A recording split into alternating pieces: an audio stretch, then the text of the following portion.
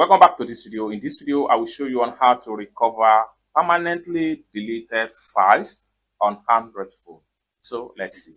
But before we dive into the tutorial, if you find this tutorial useful and you are very new to this channel, remember to click on that subscribe, turn on the notification bell for more useful tutorial like this. So with that being said, let's get started.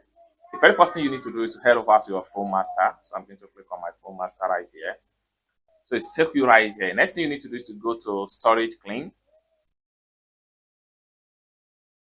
Then take you right here. Next thing you need to do is to simply go to Trash.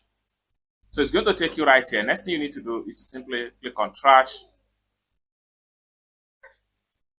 Then take you right here. Next thing you need to do is to simply select the photos or video or any file that you want to recover. So what you need to do is to simply click on this particular check mark right here.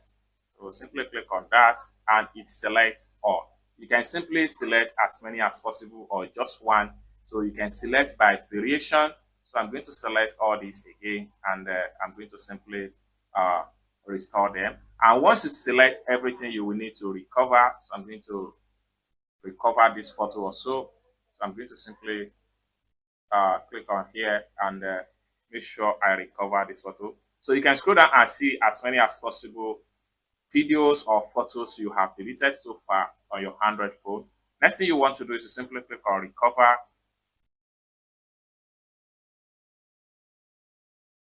Boom. It's as simple as that.